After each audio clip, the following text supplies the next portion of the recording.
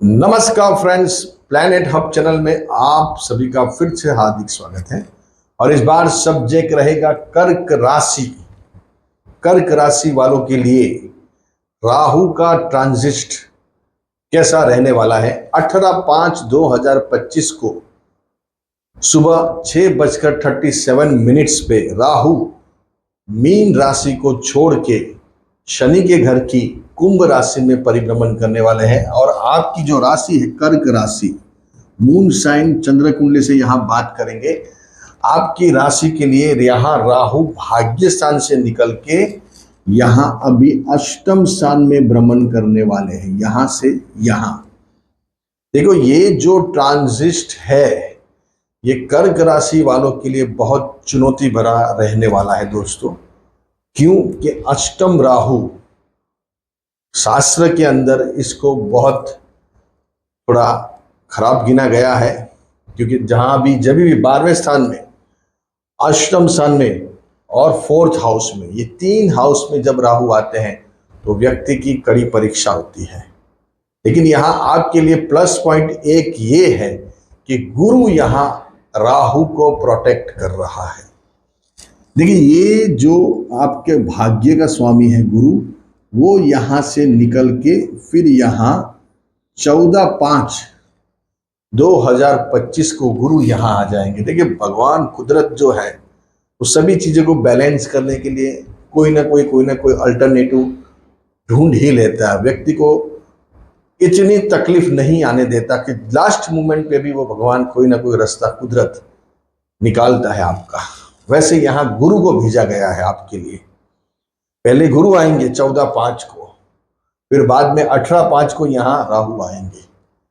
ये यहाँ का राहु खराब ही गिना गया है दोस्तों, इसमें कोई दो बात नहीं है।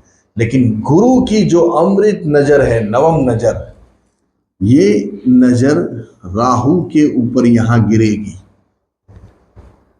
जब गुरु देखता है तो सबसे बड़ा अशुभ ग्रह भी कंट्रोल में आ जाता है। देखने पे, बैठने पे नहीं, बहुत ही डिफरेंस है। आप फोन पे बात कर रहे हो और आप प्रेजेंट में आपके सामने व्यक्ति बैठा है और आप बात कर रहे हो। जैसे आपकी अदालत है, उसमें रजत साहब सामने जो भी सेलिब्रिटी आते हैं उसको सामने सामने सवाल करते हैं। वैसे ही रजत साहब अगर कोई सेलिब्रिटी को फोन पे बात करेंगे तो वो अलग बात होगी।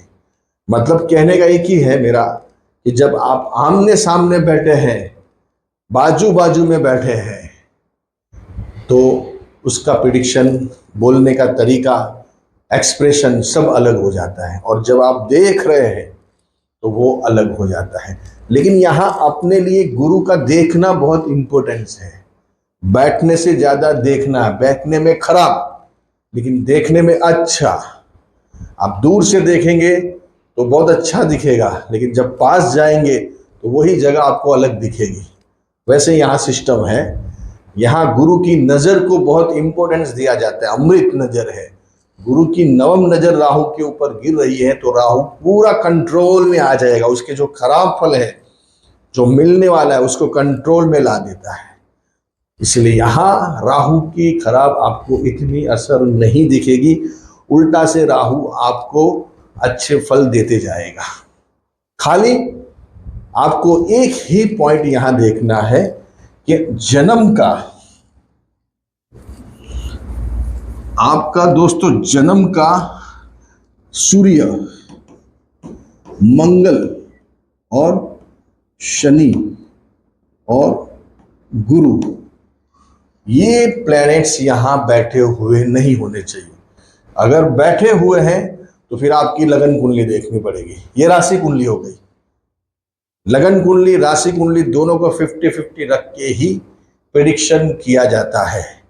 लेकिन मून साइन चंद्र कुंडली असर करती है। लेकिन लगन कुंडली जब आप प्रेडिक्शन करते हो, जब आप हमारे पास मार्गदर्शन लेने आते हो, तो हमको दोनों को देखने के बाद ही उसका फलादेश किया जाता है, उसका प्रिडिक्शन किया जाता है, विश्लेषण किया जाता है, एनालिसिस किया जाता है।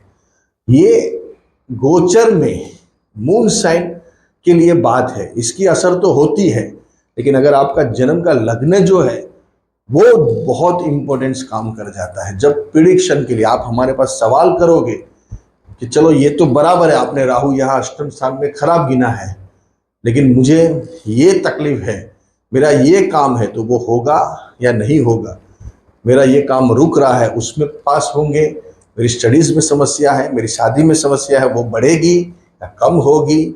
या हमारे संतानों की समस्या है, हमारे को घर लेना है, हमारी जॉब नहीं है, क्योंकि लंबे टाइम से आप जॉब और बिजनेस के लिए सफर कर ही रहे हैं। अभी वो शनि यहां से निकला हुआ है, यहां शनि भाग्य स्थान में आया है, लेकिन समझो कि यहां सूर्य मंगल और गुरु है, तो आपके लिए यहां रेड अलर्ट है, लाल बत्ती। जब आप सिग्नल पे जाते हो बाइक या कार लेके, तो रेड सिग्नल आ जाता है, फिर आप दूर से उसको रोक देते हो कि भाई गाड़ी स्लो कर दीजिए, आगे सिग्नल रेड गिरा हुआ है। यहां रेड सिग्नल है जब आपका ये प्लैनेट्स बैठा हुआ है।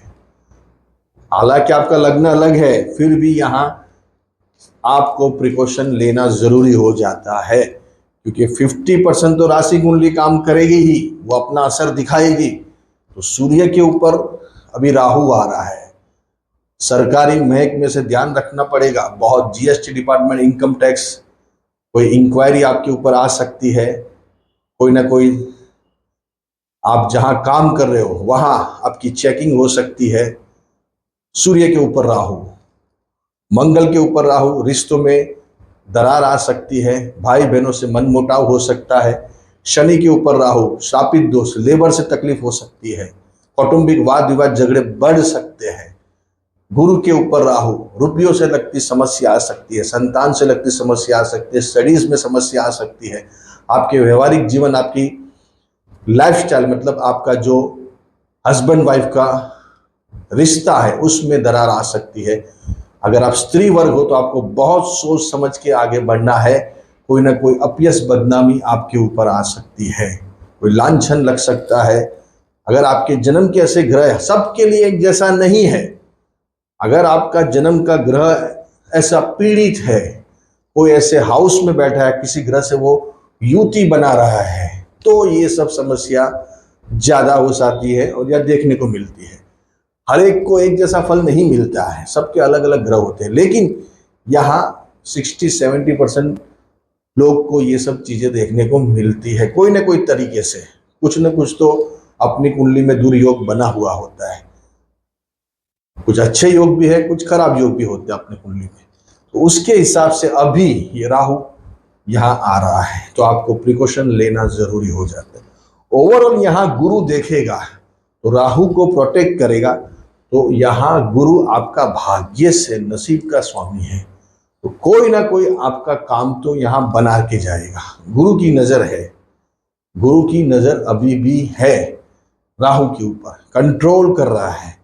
लेकिन फिर भी ये जो ग्रह बैठे हैं, दूसरे ग्रह बैठे तो टेंशन नहीं है, जैसे कि शुक्र बैठा है, बुध बैठा है, अपना सूर्य, अपना बुध शुक्र, ये मेन प्लैनेट्स है, ये सब यहाँ ऊपर नीचे कर देते हैं। शुक्र बुध यहाँ राहु के खास मित्र में आ जाते हैं। फिर भी यहाँ कहीं न कहीं उनसे भी थोड़ा आपको संभल के चलना पड़ेगा, क्योंकि शुक्र को भी कभी कभार वो धोखा देके अपना काम निकाल लेता है, पीछे से वार कर देता है। बुध के ऊपर भी, क्योंकि राहु है, बहरूपिया है, राक्षस है, उसका मतलब स्वार्थी है, उसको अपना ही देखता है, दूसरे का जो भी हो, दोस्त यार में भी धोखेबाजी कर देता है राहु।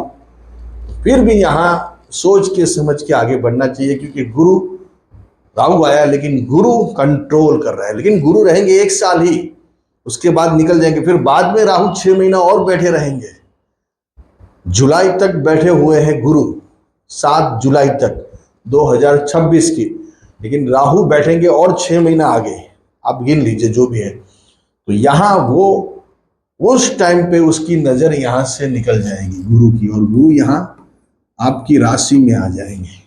तब यहाँ का प्रोटेक्शन जो मिल रहा था राहु को, वो नहीं मिलेगा। वो चर्चा फिर अलग करेंगे उसके बारे में क्या करना। लेकिन इन बिटवीन ये राहु का ट्रांजिशन है, वो आपको सोच के समझ के आगे बढ़ना चाहिए। कुछ समस्या प्रॉब्लम है, समझ नहीं आ रही तो हमसे मार्गदर्शन ले सकते हैं, आपकी समस्या का समाधान कर सकते हैं। अच्छे रहिए, बढ़िया रहिए, खूब आगे बढ़िए।